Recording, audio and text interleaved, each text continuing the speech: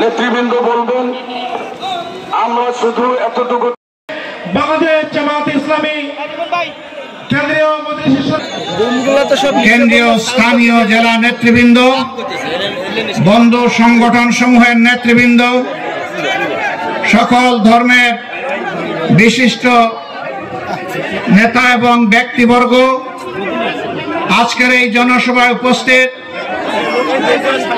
প্রিয় লালমনিরহাটের সম্মানিত ভাই ও বোনেরা, সাংবাদিক বন্ধুগণ, মামলা করে, হামলা করে, খুন করে, পঙ্গু করে, আয়না করে, বন্দী করে এই বাংলাদেশের মানুষের কণ্ঠকে স্তব্ধ করে দেবেন। কিন্তু ইতিহাস কি বলে? ইতিহাস বলে এইভাবে মানুষকে দাবিয়ে রাখা যায় না। তারা বাংলাদেশের বিপ্লবী জনগণকেও দাবিয়ে রাখতে পারেননি। 15.5 বছরের ধারাবাহিক আন্দোলন, ত্যাগ এবং কোরবানি সবকিছুর শেষ প্রান্তে দাঁড়িয়ে আমাদের যুব সমাজের নেতৃত্বে তারা গদি ছাড়তেই শুধু বাধ্য হননি, তারা দেশ ছাড়ে পালিয়ে গেছে। আমরা বলি, এদেশের সত্যিকারের নাগরিক যারা, তারা কখনোই দেশ থেকে পালানোর চিন্তা করে না। যারা দেশকে ভালোবাসে তারা দেশ ছেড়ে পালায় না। যারা দেশকে ভালোবাসে কানাডা, মালয়েশিয়ায় তারা বেগম পাড়া গড়ে তুলে না।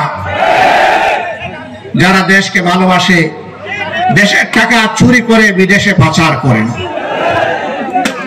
যারা দেশকে ভালোবাসে জনগণের ট্যাক্সের টাকায় কিনা অস্ত্র আর গুলি জনগণের বুকে তাক করে না।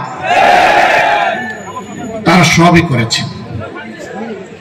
তারা চেয়েছিলেন অতীতের ফ্যাসিস্টের শিরোমণি ফেরাউনের মতো এই দেশকে নিয়ন্ত্রণ করতে।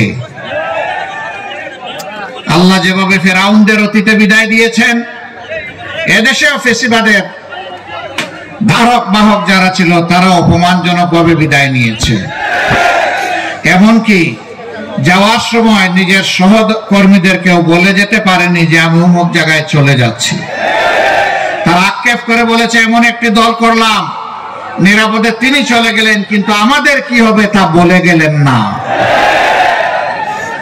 এমন রাজনীতি বড় লজ্জার রাজনীতি। এই দল যারা করতেন,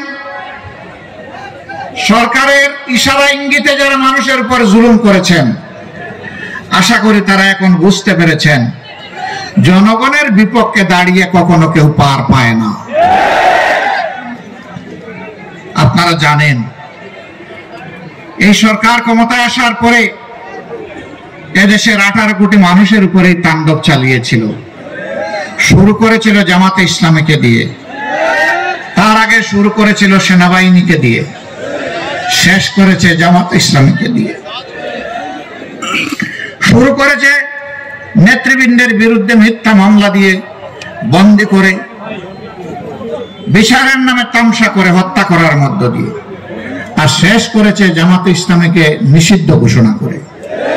আপনারা দেখছেন দৈনিক কর্ণকণ্ঠ, সবার কথা বলে।